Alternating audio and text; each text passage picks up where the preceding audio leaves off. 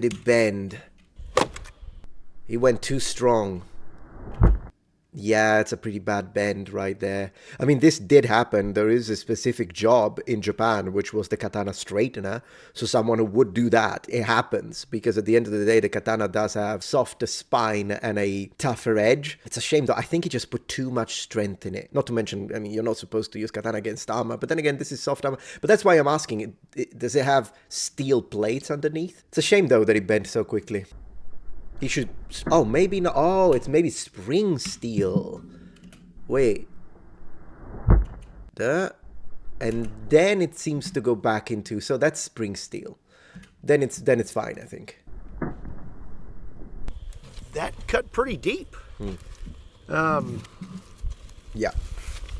Yeah, that cut pretty deep. I'm going to give him another.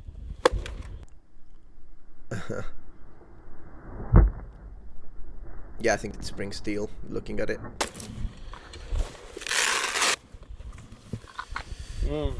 So we definitely didn't make it through the armor. No. But I'm wondering how many layers we made it through. Oh, yeah, there we go.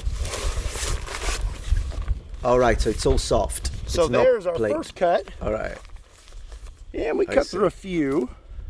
Interesting. And here's our second slash. And I don't know, that made it through maybe 2-3 layers.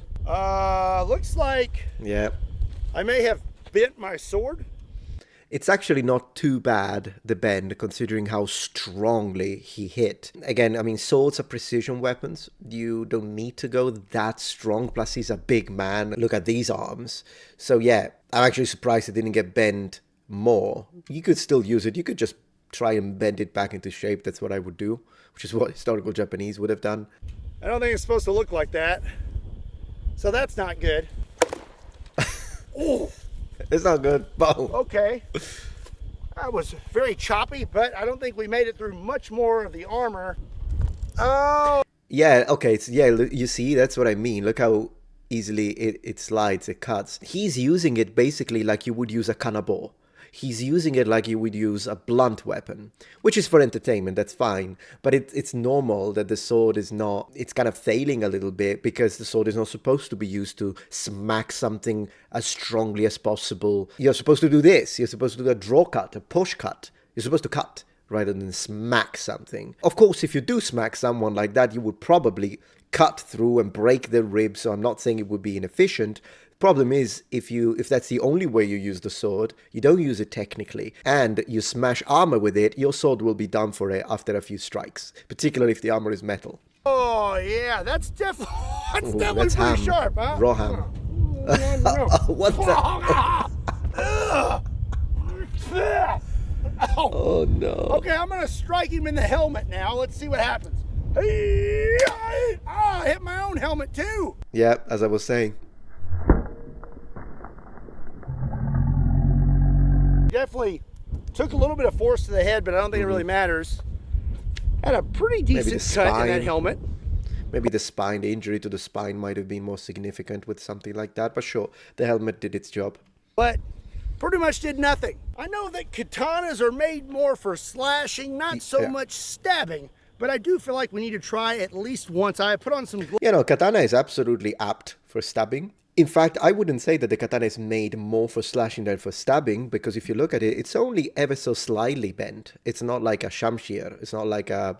There are plenty of sabers and swords in history that are actually very, very much made for slashing. Rather than saying the katana is made for slashing, I would say that normally the Japanese prefer to cut, or they prefer to slash over stabbing. But stabbing is absolutely doable. The katana is good as stabbing. Obviously, it's not as good as stabbing as some stab specialized swords, such as the tak or the stocco in medieval Europe, but still, it's perfectly capable of stabbing, and Japanese absolutely did stab with it. It's just that, from a martial sense, we could say that the Japanese prefer to slash. And now I do feel like we need to try at least once. I put on some gloves just in case. Good. And now I'm just going to try to hang on to this thing as tight as I can and give him one of these right here. All right.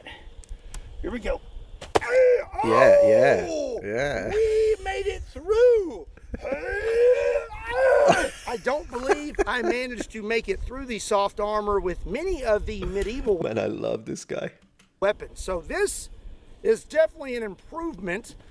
Yeah, you didn't make it because of the medieval weapons you used. First, we need to get him a samurai armor. Second, let's get him a properly made stocco, a tuck, but properly made, like an Albion.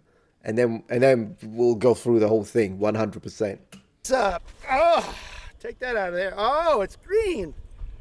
I'm honestly surprised. I hate to see that when he goes through the wood, because now it's basically making it blunt and is ruining the tip. With that being said, take that out of there. Oh, it's green.